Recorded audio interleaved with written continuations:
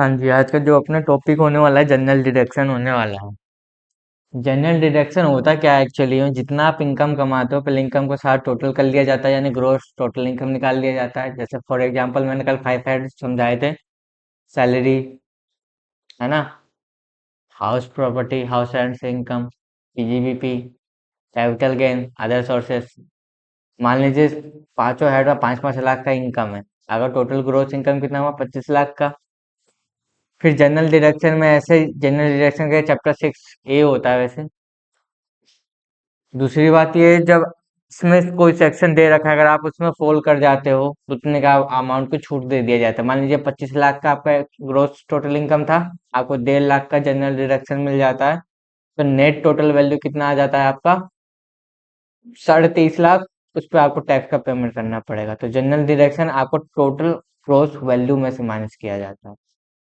यहाँ तक बात क्लियर हुआ? अच्छा जी, अब बात करते हैं जनरल डिडक्शन का पहला क्या कहता है, कौन सा चैप्टर है। चैप्टर 6A होता है ये। क्या कहता है, the chapter content various popular ways to save income tax like section 80C, 80D और 80CC and more that allow SSC। SSC कौन होता है इसमें, जो कि टैक्स पेयर होता है, टैक्स का पेमेंट करता है। अगर आप जीएसटी की बात करते हो तो वहाँ टैक्स पेयर होता है, लेकिन इनकम टैक्स में जो टैक्स का पेमेंट करता है वो क्या होता है, SSC होता है। To claim deduction for the total amount, यहाँ बता रहा है कि जो आपने टोटल अमाउंट किया किसी ड्यूरिंग फाइनेंशियल ईयर में, उस पर आपको जनरल डिडक्शन दिया जाता है। The deduction under chapter 6 are allowed, कौन अलाउ करता है सर, चैप्टर 6 से अलाउ करता है कि आप इन सब सेक्शन में फॉल होते हो तो आपको इतने का डिडक्शन दिया जाएगा। मैं अभी आपको सेक्शन बताऊंगा कि कौन से सेक्शन में कितने का डिडक्शन दिया जाता है। दूसरा चीज, आपको इससे क्या मिलता है, टैक्स सेविंग बेनिफिट मिलता है, इन्वेस्टमेंट डोनेशन एंड अदर। यानी जो भी आप अपने लिए खर्चा करते हो वो गवर्नमेंट क्या कर देती है, छूट दे देती है। लेकिन गवर्नमेंट के बताए हुए सोसाइटी पे, LIC पे, मेडिकल प्रीमियम पे, या उनके बताए हुए ट्रस्ट पे, अगर वहां पे आप इन्वेस्टमेंट करते हो, पैसा तो जा रहा है, चाहे आप टैक्स के लिए दो, चाहे कहीं पे आप डोनेट कर रहे हो, पैसा तो आपके जेब से जा रहा है। लेकिन उससे क्या हो रहा है, अब जो आप खुद से इन्वेस्टमेंट कर रहे हो वो आपके बेनिफिट के लिए होगा। नहीं तो आप गवर्नमेंट के लिए तो आपको क्या बेनिफिट मिलने वाला है। ठीक है जी। तो चैप्टर 6 से क्या बताता है, डिडक्शन के लिए बताता है कि हमारे क्या डिडक्शन मिलेगा। तो आइए एक एक करके सेक्शन देखते हैं। पहला सेक्शन का बात क्या करता है, इस सेक्शन में 3 सेक्शन कवर हो जाते हैं। Deduction 80C, this is one of the most popular availed section under chapter 6 से। It is allowed most deduction, इस सेक्शन में कितने लाख का डिडक्शन दिया जाता है सर, 1.5 लाख तक का डिडक्शन दिया जाता है। उसमें क्या बोला जाता है, आपको कितने सेक्शन है, section 80C, section 80CCC, section 80CCD clause A. अच्छा, जो ये इसके अंडर लाइन आप देखते हो ना, ये जो कॉलम लगा के, इसे हम कहते हैं क्लोज। ठीक है जी, क्लोज ए। जैसे मैंने बोला सेक्शन 80CCD क्लोज एक होगा मेनली। ठीक है जी, इसमें कितने सेक्शन कवर कर दिए हैं, 80C, 80CCCC और 80CCD सेक्शन 1। इसमें कितने लाख का तीनों सेक्शन को मिलाकर डिडक्शन मिलेगा जी, 1.5 लाख रुपए का डिडक्शन मिलेगा। अब गवर्नमेंट ने बताया कि आप कहाँ कहाँ इन्वेस्टमेंट करोगे तो आपको छूट दे दिया जाएगा 1.5 लाख तक का। तो इसमें ये बताए गए हैं कौन कौन से हैं? चलो देखते हैं। सबसे पहले बोला है कि अगर आपका PF कटता है, चाहे वॉलेंट्री बेस पे कटता हो, आपकी इच्छा अनुसार करता हो, चाहे कंपनी वाले काटते हैं, तो आपको डिडक्शन दे दिया जाएगा। ठीक है जी। दूसरा बोलता है public provident fund, EPS cut रहा है या ईसाई कट रहा है या PF कट रहा है तो आपको छूट दे दिया जाएगा। आपने लाइफ इंश्योरेंस की पॉलिसी करवा रखी है, अपने खुद के लिए लाइफ इंश्योरेंस की पॉलिसी करवा रखी है, तो इसमें भी छूट दे दिया जाएगा। अगर कोई नेशनल पेंशन स्कीम की तरह कंट्रीब्यूट कर रहा है तो उसमें छूट दे दिया जाएगा। अच्छा, नेशनल पेंशन स्कीम क्या होता है, जैसे कि कई पर्सन सीनियर सिटीजन होते हैं तो इसमें वो स्कीम में अंडर ले लेते हैं, इसमें इनको एक तरह का पेंशन दिया जाता है। दूसरा, आपका ट्यूशन फीस का पेमेंट कर रहे हो तो इसमें डिडक्शन मिल जाएगा। दूसरा, यूनिट लिंक्ड इंश्योरेंस प्लान, किसी इंश्योरेंस प्लान में आप फॉल कर रहे हो तो उसमें मिल जाएगा। अगर आपने एफडी करवा रखा है 5 सालों के लिए तो छूट दे दिया जाएगा। सुकन्या समृद्धि योजना में क्या था, गवर्नमेंट ने इसको लाने का क्या मकसद था, जिसका भी लड़का या लड़की, मतलब खासकर तो लड़कियों के लिए है, जिसकी भी लड़की मतलब 18 साल की नहीं हुई है, मतलब पैदा हुई हो या 4 साल 5 साल की हुई हो, इसमें क्या है, आप फेल हो जाते हो और इसमें कुछ पैसे अमाउंट होता है, आप जमा करते रहते हो तो उनका 18 साल पर अगर चाहे उनकी शादी के लिए हो चाहे पढ़ाई के लिए वो पैसे निकाल सकते हो। ठीक है जी, इसमें इन्वेस्टमेंट करते हो तो आपको इसमें इस सेक्शन में छूट दिया जाएगा। ये सब क्या बता रही है, सब आपके ही फायदे के लिए दिया जा रहा है। अगर आप इसमें से नहीं फायदा ले रहे हो तो फिर गवर्नमेंट को टैक्स दो अपने जेब से, फिर आपको टैक्स दोगे तो आपको तो कोई फायदा मिलने वाला है नहीं। दूसरा क्या बोल रहा है कि यूटी लिंक्ड सेविंग स्कीम हो गया, नेशनल सेविंग सर्टिफिकेट हो गया, सीनियर सिटीजन सेविंग स्कीम हो गया, या पोस्ट ऑफिस में आप डिपॉजिट करवाते हो, या आप होम लोन प्रिंसिपल का पेमेंट करते हो। अब होम लोन प्रिंसिपल रीपेमेंट क्या होता है, जैसे आपने लोन लिया, होम लोन लिया, उसका आप पेमेंट कर रहे हो ना, तो उसका भी आपको छूट दे दिया जाएगा। किसमें, अभी मैंने सिर्फ इस सेक्शन की बात की है, सेक्शन 80C के अंदर अंदर अगर आप ये सारे काम करते हो तो आपको छूट दिया जाएगा। लेकिन मैंने यहाँ क्या बोला कि 3 सेक्शन कवर कर रखा है, 1, 2 और ये 3, 3 सेक्शन इसमें कवर कर रखे हैं। ठीक है जी, पहला सेक्शन इसने 80C में बताया कि क्या क्या कवर होगा। आगे बढ़ते हैं, फिर क्या बोल रहा है सेक्शन 80CCC में कि the section of the chapter 6 से responsible of deduction made against contributor of pension scheme.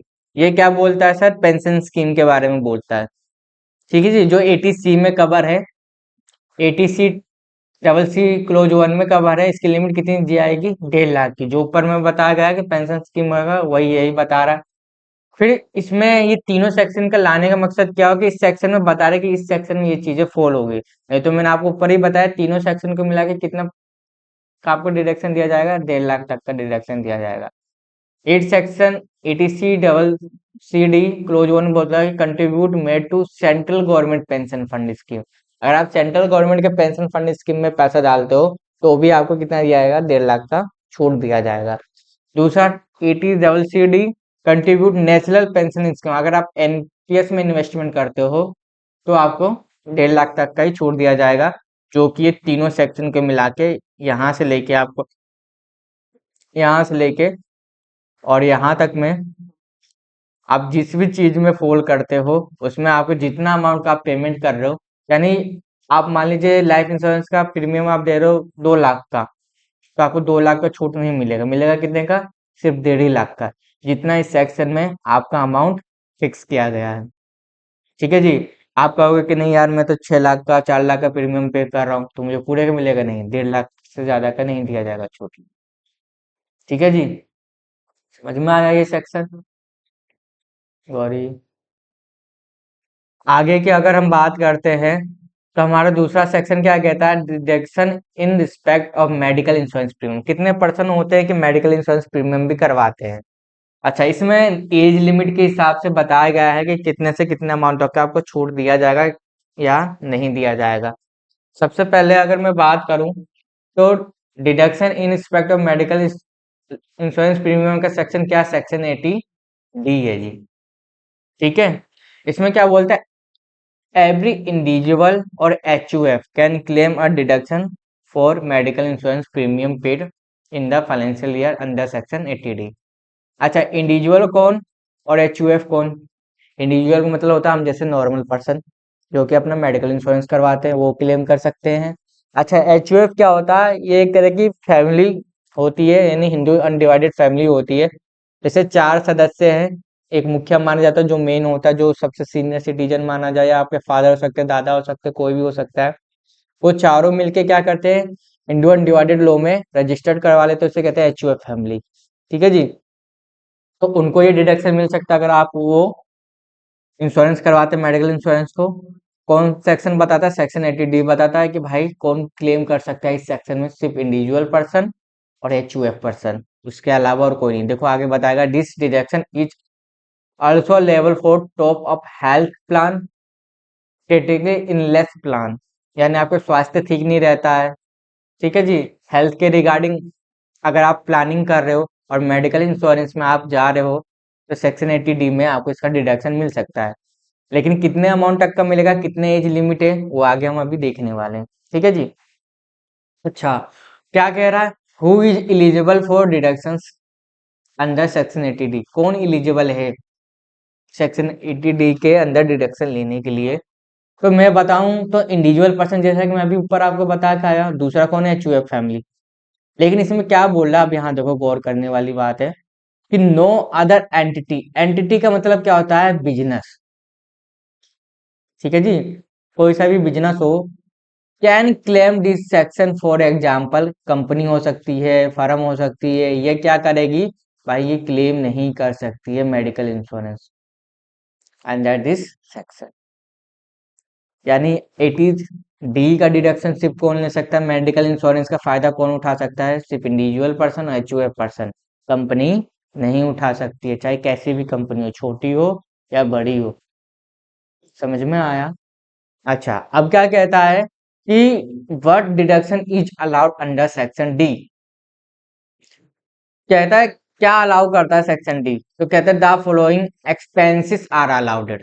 Section 80D क्या कहता है, जो आप मेडिकल इंश्योरेंस पे अपने जेब से खर्चा कर रहे हो ना, उसका अलाउड करता है कि आप ले सकते हो एक्सपेंस, डिडक्शन ले सकते हो उसका। क्या कह रहे हैं, मेडिकल इंश्योरेंस प्रीमियम। आप देखो मेडिकल इंश्योरेंस प्रीमियम से आप देखो यहाँ क्या कहता है, पेड फॉर सेल्फ। खुद का इंश्योरेंस करवा रहे हो या वो अपनी फैमिली का इंश्योरेंस करवा रहे हो तो मिलेगा जी। दूसरा क्या कह रहा है, medical expenses incurred senior citizen है आपके घर में जिसकी उम्र 60 साल से ज्यादा है, उसका करवा रहे हो तो मिलेगा जी। दूसरा क्या कह रहा है, एचयूएफ और इंडिविजुअल पर्सन टैक्स पर can claim deduction for the insurance premium payment made self. अब देखो यहाँ किस किस की बात कर रहा है, सेल्फ का मतलब वो खुद पर्सन। मान लो सी सोनू है, वो खुद का अपना मेडिकल इंश्योरेंस करवाता है, स्पाउस अपने बीबी का करवाता है, डिपेंडेंट चिल्ड्रन अपने बच्चों को करवाता है, प्लस में अपने मम्मी पापा का करवाता है। इन सब का वो डिडक्शन ले सकते हैं 80D के अंदर, मेडिकल इंश्योरेंस अगर करवाता है तो। ठीक है जी। अच्छा, आगे और बढ़ते हैं। अब इसमें बोला है कि ठीक है जी। अच्छा, ये जो भी सेक्शन में बता रहा हूँ ना, ये सारी सेक्शन कौन से स्कीम में आपको छूट दिया जाएगा, ओल्ड टैक्स रिजीम में, यानी पुरानी स्कीम में छोड़ दिया जाएगा, न्यू टैक्स रिजीम में नहीं दिया जाएगा। ये बात याद रख लेना। क्या बोल रहा है कि payment eligible as deduction under section 80D। कौन एलिजिबल है सेक्शन 80D के अंदर जितने का पेमेंट करेंगे लेने के लिए? तो सबसे पहले बात करते हैं, तो मैंने पहले बताया कि इंडिविजुअल एचयूएफ है जो कि क्लेम कर सकते हैं इस सेक्शन के अंदर। क्या लिमिट दे रखा है, अगर आप हेल्थ इंश्योरेंस के प्रीमियम लेते हो उसको पे करते हो अदर देन कैश, यानी आपका कैश में नहीं होगा वो पे, बैंक से करना होगा। अगर आपने कैश में कर दिया तो हम नहीं मानेंगे जी। अगर आप प्रीमियम ले रखे हो, मेडिकल इंश्योरेंस ले रखे हो, तो आपको बैंक से ही पेमेंट करना होगा। ठीक है, ये बात याद रखना कि यहाँ पे कैश अलाउ नहीं है, ओनली बैंक अलाउ। ठीक है जी। तो क्या बोल रहा है कि अगर आप सेल्फ ले रहे हो, अपने बीबी का ले रहे हो और अपने बच्चों का ले रहे हो, तो 25,000 तक का छूट दिया जाएगा। जिसकी उम्र, आपकी पेरेंट्स की उम्र 60 साल से ऊपर है, उसको कितने का छूट दिया जाएगा, 50,000 तक का छूट दिया जाएगा। यानी आपकी सैलरी की इनकम थी 12 लाख, आपने अपने पेरेंट्स का नहीं करवाया, अपना करवाया, अपने बीवी का करवाया, अपने बच्चों का करवाया, बेशक से 1 लाख रुपए आप दे रहे हो, लेकिन छूट कितने का देंगे हम, सिर्फ 25,000 का। ठीक है जी। अगर मान लीजिए आप अपने पेरेंट्स का भी करवा रखा, अपने फादर मदर का भी करवा के जिनकी उम्र 60 साल से ज्यादा है, तो 50 और 25 कितने होते हैं, 75। तो मैं 75,000 का आप छूट ले सकते हो, ये बात याद रखना। ठीक है जी। लेकिन पेरेंट्स की उम्र कितनी होनी चाहिए, 60 साल से ऊपर। दूसरा क्या बोलता है इसमें कि आपका जो कैश पेमेंट करते हो ना चेकअप के लिए, ये 5,000 रुपए चेकअप के लिए, इसकी कोई डिडक्शन नहीं दी जाएगी, इसकी कोई डिडक्शन नहीं दी जाएगी। अब देखो एज लिमिट के हिसाब से देखो कि क्या क्या कितने तक का छूट मिलता है। पॉलिसी, ठीक है जी, डिडक्शन सेल्फ और family, deduction parents, health checkup पे कोई छूट नहीं है, पहले मैं बता देता हूँ, इस पे कोई छूट नहीं दी जाएगी। आपका जो है वो खर्चा है तो है, इस पे कोई छूट नहीं दी जाएगी। दूसरी बात, अब देखते हैं, अगर आप खुद के लिए इंश्योरेंस करवाते हो, अपने फैमिली के लिए इंश्योरेंस करवाते हो, 60 साल की नीचे हैं सभी लोग, 60 साल से नीचे, आपके फादर मदर, आप, आपके बच्चे बीवी, सब 60 साल से नीचे हैं, तो कितने तक की इंश्योरेंस की प्रीमियम का आपको छूट मिल सकता है? 25,000 तक का ही छूट दिया जाएगा मैक्सिमम डिडक्शन। बेशक से आप 1 लाख रुपए का प्रीमियम पे करते हो मेडिकल इंश्योरेंस का, लेकिन छूट कितने का दी जाएगी अगर 60 साल से नीचे हो तो? 25,000 रुपए की। ठीक है जी। दूसरा बात करता है कि आपने सेल्फ, फैमिली और पेरेंट्स का करवाते हो जिनकी उम्र 60 साल से नीचे है। मान लीजिए आपने 25,000 आपने खुद का दिया और पेरेंट्स का 25 दिया, तो कितने का मिलेगा सर? 50,000 तक का ले सकते हो। यहाँ पे देखो सिर्फ सेल्फ और फैमिली की बात की थी, यानी अपने और अपने बीवी बच्चों की सिर्फ बात की थी, और वो 1 लाख का प्रीमियम दे रहा था, तब यहाँ 25 का दिया जा रहा था। लेकिन इस बार क्या बोला है, फैमिली के साथ साथ कौन आ गया है सर? पेरेंट्स आ गया है। ठीक है जी, माता पिता आ गए हैं जिनकी उम्र अभी भी 60 साल से कम है, तो 25-25 यानी 50 तक का वो डिडक्शन ले सकता है। 1 लाख का प्रीमियम पे कर रहा है, 50,000 तक का वो डिडक्शन ले सकता है। ठीक है जी। अगर उनकी उम्र, अगर फैमिली की उम्र देखी जाए, जिससे मेरी बीवी बच्चे और मेरी उम्र 60 साल से नीचे, और मेरे मदर फादर की उम्र है 60 साल से ऊपर, तो मेरे लिए तो 25,000 का डिडक्शन है, लेकिन ऊपर में सेक्शन क्या होगा, जिसके 60 साल से ऊपर है उसके 50,000 तक की छूट दी जाएगी। तो टोटल में 1 लाख के प्रीमियम पे करता था तो कितने की छूट मिलेगी? 75,000 की। ठीक है जी। क्योंकि यहाँ सेक्शन क्या बोला था, मैं यहाँ दिखा देता हूँ आपको। यहाँ सेक्शन क्या बोला था कि 50,000 तक की छूट कब मिलेगी? जब आपका 60 साल से ऊपर का उम्र होगा। ठीक है। अच्छा, अब क्या बोल रहे हैं कि अगर आपकी भी उम्र 60 से ऊपर है और आपकी फैमिली की भी उम्र 60 से ऊपर है, तो दोनों को 50-50,000 तक का डिडक्शन दे दिया जाएगा, यानी 1 लाख का प्रीमियम पे कर देते, 1 लाख तक की छूट। ठीक है जी। अच्छा, अगर मान लो कोई आपका मेंबर ऑफ एचयूएफ है, जिनकी उम्र एचयूएफ की, जितने भी आपके फैमिली में मदर फादर दादा दादी पिता जो भी मुखिया हो, सबकी उम्र 60 साल से नीचे है, तो 25-25 तक का मान लो कि आप एचयूएफ में खुद की भी 25 का दे रहे हो और अपने दादा दादी माता पिता भी 25 का दे रहे हो, तो तब भी डिडक्शन कितने की मिली जाएगी? सिर्फ 25,000 तक की मिली जाएगी। ठीक है जी। यहाँ पे कितना कर रहे हो आप? 50,000 कर रहे हो, लेकिन छूट कितने की मिलेगी? सिर्फ 25,000 तक की।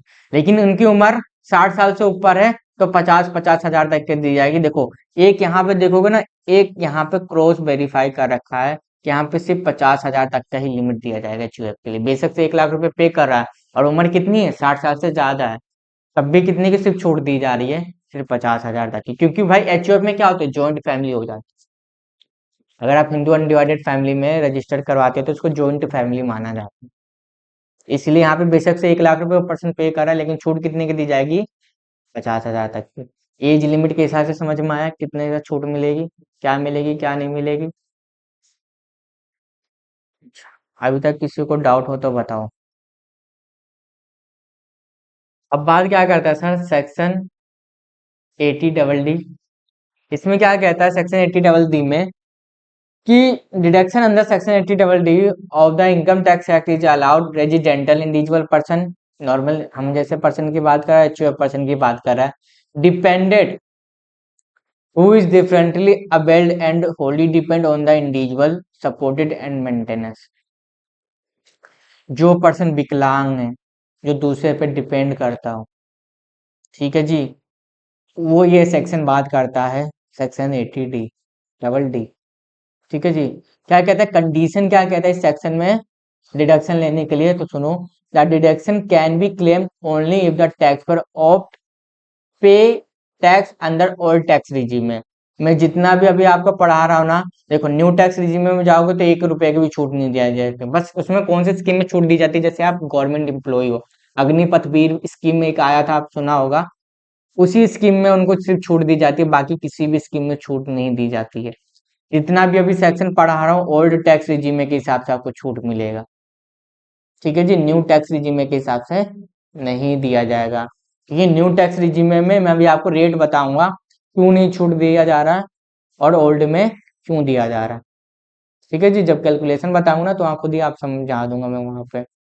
तो जितना भी अभी सेक्शन पढ़ा रहा हूँ सारे ओल्ड टैक्स रिजीम में अगर आप रिटर्न फाइलिंग करोगे, आईटीआर फाइलिंग करोगे, तब जाके आपको ये सारी छूट दी जाएगी, नहीं तो नहीं दी जाएगी।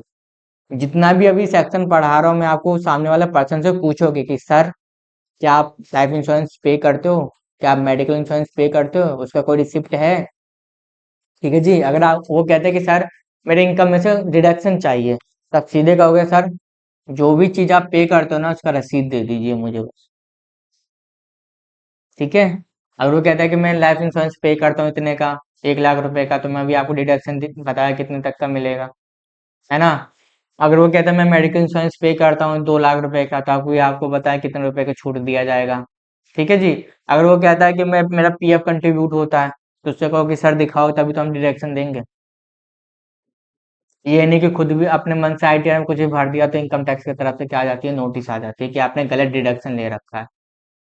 जितना आपके इनकम पर टैक्स बना था पे करने को उतना आपने पे नहीं किया है, उससे ज्यादा तो आपने खर्चा दिखा दिया है।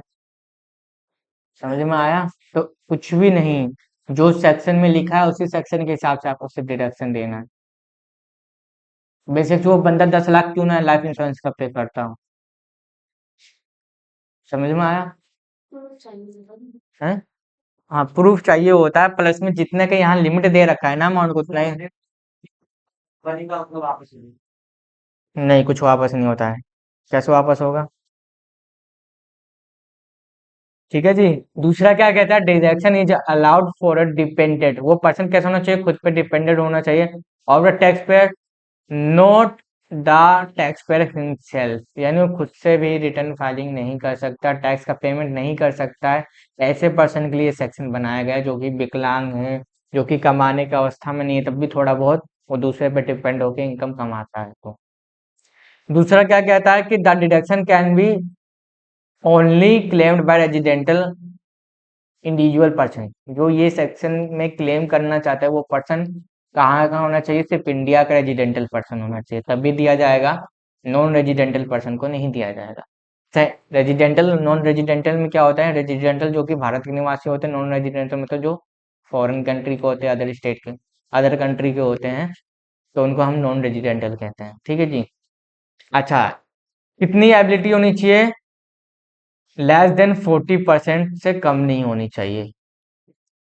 ठीक है जी, 40% से प्लस ही होगा तो ही इसको डायरेक्शन दिया जाएगा, यानी कमाने को वो इतना है कि वो चल पा रहा है, फिर पा रहा है, लेकिन जो उसको काम करना चाहिए वैसा काम नहीं कर पा रहा है, तो 40% तो मिनिमम माना जाता है कि अगर वो डिसेबिलिटी है, योग्य नहीं है काम करने के लिए 40%, तो ही ये सेक्शन में फॉल कर सकता है।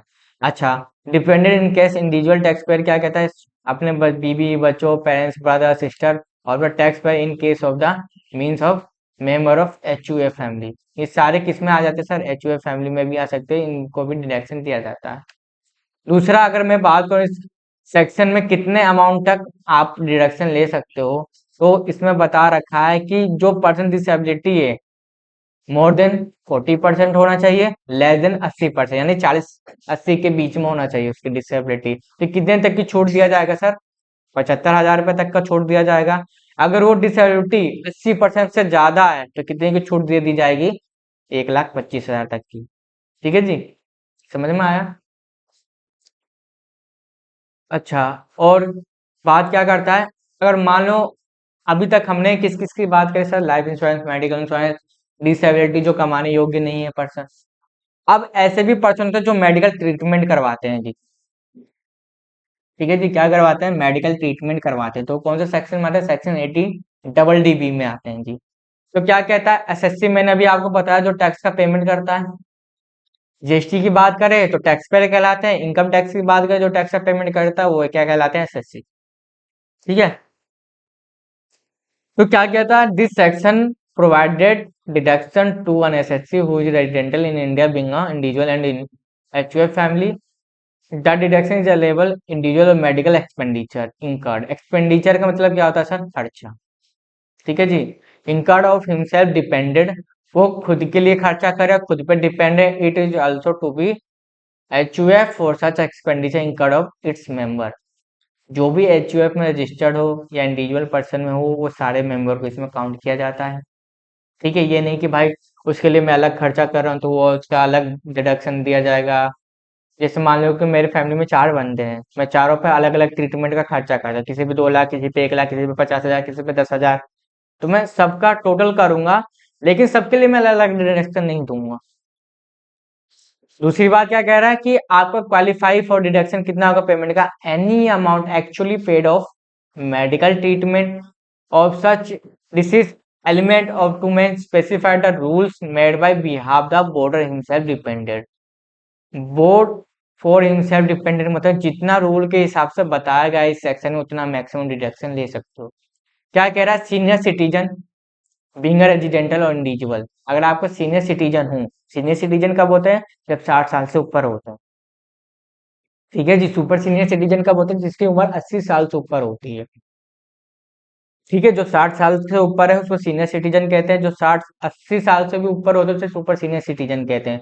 तो उस पर्सन को इस सेक्शन के हिसाब से अगर उनका मेडिकल ट्रीटमेंट करवाते हो सीनियर सिटीजन का, यानी आपके दादाजी 60 साल से ऊपर हैं और उनका मेडिकल ट्रीटमेंट करवाते हो, तो 1 लाख तक की छूट दी जाएगी, लेकिन कैश में नहीं, बैंक से ट्रांजेक्शन होनी चाहिए। ठीक है जी। अच्छा, अदर देन सीनियर सिटीजन मान लो जिसकी उम्र 60 साल से नीचे है, तो उसको कितने तक की छूट दी जाएगी, 40,000 तक की छूट दी। ठीक है जी। अच्छा, और आगे बात करते हैं। तो हमारा एक होता है, जैसे आपने एजुकेशन के लिए लोन लेते हो जी, कितने परसेंट लेते हैं एजुकेशन के लिए लोन, तो क्या कहते हैं, deduction in respect of interest to loan taken higher education section 80E। जो स्टूडेंट लोन लेते हैं, अगर उनके पेरेंट्स उस लोन को रिपेमेंट करते हैं, तो सेक्शन 80D में उसकी बात होती है, क्या कहते हैं, section 80D provide deduction an individual assessee in respect of any interest of loan paid by him and previous year out of the income tax chargeable of tax। ठीक है जी। तो इसमें ये बोला जाता है, यहाँ तक कि अगर मैं बात करूँ, ऊपर में तो ऐसे ही लिखा गया है, यहाँ मैं बात करूँ, interest on loan taken for furnishing any course after 12, यानी 12 के बाद जो भी आप कोर्स करते हो उसके लिए आप क्या करते हो, जो भी लोन लेते हो जितने भी अमाउंट का उसका इंटरेस्ट पे करते हो उतने अमाउंट तक का आपको छूट दिया जाए। जैसे मान लीजिए मेरा इंटरेस्ट का रिपेमेंट 5,000 है, 10,000 है, तो इस सेक्शन को मैं फोल्ड कर उतने अमाउंट तक का छूट ले सकता हूँ। पूरा छूट जाएगा। ठीक है जी, इसमें कोई अमाउंट लिमिट सेट नहीं किया गया है इंटरेस्ट के केस में। देखो यहाँ लिखा है, आपका बच्चे, आपका फैमिली है, इंडिविजुअल है या स्टूडेंट हो, कोई भी पर्सन हो जो लीगल गार्डियंस यानी इस सेक्शन में लोन लेते हैं, लोन का रिपेमेंट करते हैं एजुकेशन पर्पज से, जितने अमाउंट का वो इंटरेस्ट देते हैं उतने अमाउंट तक का छूट दे दिया जाएगा। इसमें कोई रेस्ट्रिक्शन नहीं लगा रखा है, कोई लिमिट नहीं लगा रखा है। अगर लिमिट लगा रखता तो अभी आपका अमाउंट बता दिया होता कि कितने लिमिट तक आपके इंटरेस्ट की छूट दी जाएगी। लेकिन एजुकेशन के केस में आपको कोई लिमिट सेट नहीं किया गया है, जितने अमाउंट का आप इंटरेस्ट पे करोगे उतने अमाउंट तक का छूट ले सकते हो। लेकिन सारी ट्रांजैक्शन कैसी होनी चाहिए, बैंक से होनी चाहिए। ठीक है जी। अच्छा, तीसरी बात करते हैं कि अगर आपने प्रॉपर्टी एक्विजिशन यानी प्रॉपर्टी बनाने के लिए लोन ले रखा था। ठीक है जी। अच्छा, अगर आपने हाउस प्रॉपर्टी के लिए कौन ले रखा है, इंडिविजुअल पर्सन ने लोन ले रखा है जी, इंडिविजुअल पर्सन ने लोन ले रखा है, तो कौन सेक्शन बात करता है, सेक्शन 80 ये बात करता है। अगर वो इंटरेस्ट पे करता है loan brother acquisition for house property के लिए, तो सेक्शन 80 बात क्या करता है कि एलिजिबल एसएससी, कौन ऐसे एसएससी है जो इस सेक्शन में इतने अमाउंट तक का छूट लेते हैं। अच्छा, प्रॉपर्टी की अगर मैं इंटरेस्ट की बात करूं, तो सेक्शन जो इनकम टैक्स का पेमेंट का जो सेक्शन होता है 24 क्लोज भी होता है, उसमें 10,000 तक का सिर्फ छूट दे रखे हैं कि अगर आप इंटरेस्ट का पेमेंट करते हो तो 10,000 तक का छूट दे, हम दे, बेशक से आप 50,000 1 लाख का पेमेंट कर रहे हो, लेकिन आप प्रॉपर्टी के केस में 10,000 तक का आपको हम छूट देंगे। बेशक से 60,000 70,000 1 लाख का पेमेंट कर रहे हो इंटरेस्ट का, लेकिन छूट कितना देंगे, सिर्फ 10,000 का। लेकिन गवर्नमेंट ने इसमें एक चीज बता रखा है कि जो पर्सन 1 अप्रैल 19 से लेके 31 मार्च 2022 तक का लोन करवा रखा है, उसको कितने तक की छूट दी जाएगी सर, 1.5 लाख तक की छूट दी जाती है। देखो यहाँ नीचे लिखा होगा शायद, ये रहा, क्वांटम डिडक्शन कितने तक की अलाउड की जाएगी? 1.5 लाख रुपए तक की छोड़ दी जाएगी। जो पर्सन कब ले रखा हो लोन? 1 अप्रैल 2019 से लेके 31 मार्च 2022 के लिए। इस ईयर में अगर उस पर्सन ने लोन ले रखा है तब जाके सेक्शन कितने लाख की छूट देगी? 1.5 लाख की। अगर इसके अलावा मान लो मैं 1/4/22 में लोन लेता हूँ जी, तो कितने तक की मुझे छूट मिलेगी? इस सेक्शन 24B के हिसाब से 10,000 रुपए तक की सिर्फ छूट मिलेगी। अगर 1/4/22 से पहले मैंने लोन ले रखा है प्रॉपर्टी के केस में तो 1.5 लाख तक की छूट मिल सकती है। ये याद रखना जी, ठीक है। और आपकी स्टैम्प ड्यूटी वैल्यू जो हाउस आपने लिया था ना उसकी वैल्यू कितनी होनी चाहिए? दूसरी कंडीशन 45 लाख से नीचे ही होनी चाहिए। अगर 45 लाख से ज्यादा होगी तो छूट नहीं दिया जाएगा, 45 लाख से नीचे होगी तो छूट दिया जाएगा। ठीक है जी, बात समझ में आया? अच्छा, आगे बढ़ते हैं। अब हमारी बात क्या आती है sir? Deduction in respect interest payable on loan tackle purchase of electric vehicle. आपने इलेक्ट्रिक व्हीकल परचेज किया था, उससे आप क्या कर रहे हो? लोन का रीपेमेंट कर रहे हो और उस पर इंटरेस्ट भी दे रहे हो। तो उसकी सेक्शन क्या बात करती है? सेक्शन 80EE इलेक्ट्रिक व्हीकल तो समझ में आता है ना, जो आजकल निकल रही है। ठीक है जी। तो एलिजिबल एसएससी क्या कहता है? Any individual who has taken for loan for purchase of electric vehicle from any financial institution. Financial institution का मतलब क्या होता है? कोई सा भी ऐसा बैंक हो जो फाइनेंशियली लोन देता हो। Interest payable on such loan would qualify for deduction under this section. क्या कहते हैं? कंडीशन क्या होनी चाहिए? देखो यहाँ कंडीशन बता रखी है कि इसमें भी आपको 1.5 लाख तक की छूट दी जाएगी, लेकिन ये सब कंडीशन फॉल करने के बाद। क्या कंडीशन कहता है? आओ देखते हैं। एसएससी जो होनी चाहिए पहले तो इंडिविजुअल होनी चाहिए जी। ठीक है जी, यहाँ एचयूएफ की भी अब बात नहीं कर रहा है। कैसे होना चाहिए? नॉर्मल पर्सन होना चाहिए, इंडिविजुअल पर्सन होना चाहिए। दूसरा क्या कह रहा है? कि वो इलेक्ट्रिक व्हीकल ही सिर्फ परचेज करा हो। तीसरा क्या कह रहा है? कब से कब तक का? 1/4/19 से लेके 31/3/2023 तक का अगर इस पीरियड में उसने इलेक्ट्रिक व्हीकल परचेज किया है तब जाके उसको 1.5 लाख तक की छूट दी जाएगी, वरना नहीं दी जाएगी। तब कितने तक की सर छूट दी जाएगी? वही 10,000 रुपए जो अभी आप देख के आ रहे हो। ठीक है, बात समझ में आया? चलो आगे बढ़ते हैं। अच्छा, अब हम बात करते हैं जो कि मैंने आपको उस दिन बता रहा था, कल की परसों बता रहा था कि हम डोनेशन भी देते हैं, है ना? मैंने क्या बोला था? जब कैश में डोनेशन देते हो तो 2,000 तक की सिर्फ छूट ले सकते हो, बेशक से कैश में आपने लाख रुपया पे किया हो, 50,000 रुपया पे किया हो, कैश की बात कर रहा हूँ, तब भी गवर्नमेंट क्या मानेगी कि 2,000 से ज्यादा की हम छूट नहीं देंगे। ठीक है जी। अच्छा, आओ देखते हैं इस सेक्शन को। रिडक्शन की कौन सा सेक्शन बात करता है? Section 80G। यहाँ गवर्नमेंट ने बता रखा है कि ऐसे ऐसे ट्रस्ट में आप दोगे तो 100% की छूट मिलेगा। इसके अलावा किसी और ट्रस्ट में दोगे तो 50% तक का छूट मिलेगा। उसके अलावा और किसी में दोगे तो देखते हैं कितने का छूट देते हैं। तो क्या कहता है? Eligible assessee and assessee who pay sum as donation to eligible for funds institution entitled reduction subject to limitation gross total income। अच्छा, जो आप डोनेशन का पेमेंट करते हो, देखो यहाँ पे बता दिया ना कि आपको किस पे छूट दिया जाता है? ग्रोस टोटल इनकम पे छूट दिया जाता है। यानी आपका इनकम मान लो साल का 25 लाख है, तो उस 25 लाख पे जितने पे आपने डोनेशन किया होगा, 1 लाख 1.5 लाख 2 लाख का, उतने का उस पर छूट मिल गया है।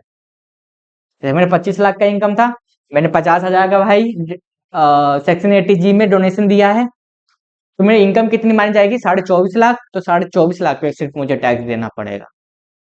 बात समझ में आया? अच्छा, तो कौन कौन सा वो है? तो क्या कहता है? The national defence fund and setup by central government. आप हथियारों के लिए डोनेशन, मतलब जंग लड़ने के लिए जो अपने वो होते हैं डिफेंसेस, मतलब क्या होता है? हथियार होते हैं। आप हथियार बनाने के लिए डोनेशन दे रहे हो, सेंट्रल गवर्नमेंट को। इसको दे रहे हो सर? सेंट्रल गवर्नमेंट को दे रहे हो तो छूट दे दी जाएगी। Prime minister national relief fund में दे रहे हो तो छूट दे दी जाएगी। अमेरिकन अर्थक्वेक, मान लो कोई पर्सन ऐसा स्टेट हो जो कि भूकंप से परेशान हो, पीड़ित हो, उसमें आप दे रहे हो प्राइम मिनिस्टर अर्थक्वेक वाले योजना में, तो उसमें डिडक्शन दी जाएगी। ठीक है जी। पब्लिक कंट्रीब्यूशन कर रहे हैं फंड यानी पीएफ वाले में, ऐसे में तो उसमें छूट देगी। चिल्ड्रन नेशनल फंड है उसमें दे रहे हो तो आपको छूट दे दी जाएगी। फाउंडेशन हार्मोनिंग, ठीक है, उसमें छूट दे दी जाएगी।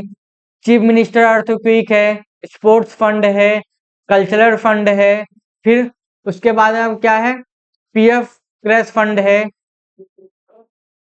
अगर इन सब में आप अगर डोनेशन देते हो, इसमें अभी क्या बात करें, सिर्फ स्टेट और सेंट्रल गवर्नमेंट की जो चैरिटेबल ट्रस्ट होते हैं उनकी बात कीजिएगा। अगर इनमें आप छूट डिडक्शन देते हो, जितने भी अमाउंट का आपने पेमेंट किया हो बैंक के, चाहे 10 लाख का, 5 लाख का, 3 लाख का, 2 लाख का, जितना भी आपका सकान उतने का पेमेंट किया उतने अमाउंट तक का छूट दे दिया जाएगा। 100% की बात करी गई है। ठीक है जी। ठीक है। दूसरी बात करते हैं कि 50% डिडक्शन कैसे मिलेगा सर। अगर आप जवाहरलाल नेहरू मेमोरियल फंड में देते हो, प्राइम मिनिस्टर डॉट रिलीफ में देते हो, इंदिरा गांधी मेमोरियल ट्रस्ट में देते हो, राजीव गांधी फाउंडेशन में देते हो, तो मान लो आपने 1 लाख का पेमेंट किया था डोनेशन के नाम पे, तो 50,000 तक की सिर्फ छूट दी जाएगी। ठीक है। देखो अब क्या बोल रहा है कि donation is kind shawl not be qualified deduction. अगर आपने, अब देखो यहाँ जो मैंने 2000 की बात की थी ना, देखो यहाँ आ गया। अगर आपने paid by any other than cash में अगर आपने पेमेंट किया है, तो कितने तक की छूट दी जाएगी, सिर्फ 2000 तक की छूट देगी। उसके अलावा आपको छूट नहीं दिया जाएगा। ठीक है जी। मैंने अब बात कर दी डिडक्शन की। अब बात करते हैं रेंट पेड की, है ना। अच्छा, deduction in respect rent paid. अगर आप सेक्शन रेंट का छूट लेना चाहते हो तो कौन सा सेक्शन बताता है, सेक्शन 80 डबल जी बताता है। एलिजिबल एसएससी क्या कहता है भाई, जो आप एचआरए, मैंने एचआरए के केस में आपको एक बताया था, metro city non metro city. अगर मेट्रो सिटी में रहते हो तो एचआर का 50% का डिडक्शन ले सकते हो, नॉन मेट्रो सिटी में रहते हो तो 40% का डिडक्शन ले सकते हो। एक तो वैसा कैलकुलेशन हो जाएगा। एक दूसरे तरीके का इनकम टैक्स क्या कैलकुलेशन बताता है ये देखो। यहाँ की अगर मैं नीचे बात करूं तो यहाँ देखो एक्चुअल रेंट पेड मिनिमम कितना परसेंट, 10% होना चाहिए टोटल इनकम का। पहला केस क्या बोला कि मान लो आपने रेंट पेड किया है 50,000 का, 10% मान के चलो तो 5,000 तक का, तो आप 5,000 तक का मिनिमम छूट ले सकते हो। पहला कंडीशन गवर्नमेंट ने ये कहा। दूसरा क्या बोला कि आप 25% टोटल इनकम ले, 25% तक ले सकते हो डिडक्शन। तीसरा क्या बोला कि अमाउंट कैलकुलेटर 5,000 तक का पर मंथ, यानी पर मंथ अगर मान लो 5,000 रुपया दे रहे हो 12 महीने तक, तो 60,000 रुपया होता है, तो 60,000 रुपया तक का भी छूट ले सकते हो। तो देखो एक क्वेश्चन है, मैं आपको अभी दिखा देता हूँ। तो क्या कहता है, mister Ganesh businessman whose total income before allowed deduction under section 80 assessment year 24-25 4,60,000 का वो क्या करता है, हाउस रेंट का पेमेंट करता है, 12,000 रुपये monthly. Respect residential accommodation occupied of Mumbai computer die direction allowed this section 80 G. जी जी। तो क्या बात करता है, देखो इसमें 3 कंडीशन बताए भाई, तीनों कंडीशन में से जो उनका सबसे ज्यादा कम होगा उतने का आपको छूट दिया जाएगा। यानी तीनों कंडीशन से जिससे छोटा अमाउंट निकल के आएगा, विच एवर इज लोअर, उसको आपको डिडक्शन दे दिया जाएगा रेंट के केस में। पहला क्या कंडीशन बोला कि actual rent paid 10% total income. मेरा कितने है, 12,000 के हिसाब से 1,44,000, 10% इंटू कितना टोटल अमाउंट इसने पे किया है, 4,60,000, मल्टीप्लाई 4,60,000 100, तो इसमें से कितना अमाउंट निकल गया भाई, पहले केस से 98,000। दूसरे केस टोटल इनकम कितना, 25%, 4,60,000 का 25% डिवाइडेड बाई 100 कितना निकल के आया, 1,15,000। फिर अमाउंट कैलकुलेटेड किया गया 5,000 रुपए के हिसाब से, क्योंकि इसमें रूल में बताया था कि 5,000 रुपए के हिसाब से ले सकते हो सर। तो 12 मंथ का लिया जाए तो 60,000, तो सबसे ज्यादा कम किस में निकल के आया, 60,000। ये 60,000 तक का आप छूट ले सकते हो रेंट के केस। तीनों रूल के हिसाब से आपको देखना होगा कि किसमें सबसे कम अमाउंट बन रहा है, उतने अमाउंट तक का आपको छूट दिया जाएगा रेंट के केस। ठीक है जी। दूसरी बात, अब ये लास्ट पेज और सेक्शन भी बहुत कम है तो मैं इसमें ऐसे ही बता देता हूँ। Deduction in respect of interest of deposit in saving account. अगर सेक्शन आपका क्या बात का, सेविंग अकाउंट से इंटरेस्ट मिलता है आपको, ठीक है जी। सेविंग अकाउंट से आपको क्या मिलता है? इंटरेस्ट मिलता है। तो 10,000 तक का इस सेक्शन में उस इंटरेस्ट का क्लेम कर सकते हो छूट। सेक्शन 80 TTA में 10,000 तक रुपए का आप क्या करते हो? छूट क्लेम कर सकते हो। ठीक है जी, बाकी आप पढ़ लेना। सेविंग अकाउंट के लिए बोला गया। दूसरा क्या बोला? सीनियर सिटीजन के केस में अगर आपका इंटरेस्ट क्या होता है, सीनियर सिटीजन के केस में सेक्शन 80 भी क्या कहता है कि अगर आप सीनियर सिटीजन हो, 60 साल से ऊपर की आपकी एज है, तो कितने तक की आपको छूट दी जाएगी? 50,000 तक की। ठीक है जी। तीसरा सेक्शन ये अपना लास्ट सेक्शन है, 80C से 80U तक का है। तो 80U अपना लास्ट सेक्शन क्या कहता है? Deduction in case of person disability, जो पर्सन पूरी तरीके से अयोग्य हो। ठीक है जी। तो उसके लिए डिडक्शन मैंने अभी आपको ऊपर दिखाया था कि अगर वो लेस देन 40% से या 80% के बीच में हो तो 75,000, और 80% तक पूरा 80% से ऊपर हो गया हो तो 1,25,000 रुपये। ऊपर जो हमने अभी सेक्शन की बात करके आई थी ना डिसेबिलिटी की, वही सेक्शन 80U भी बताता है। यहाँ पे आप देखोगे ऊपर कहाँ गया,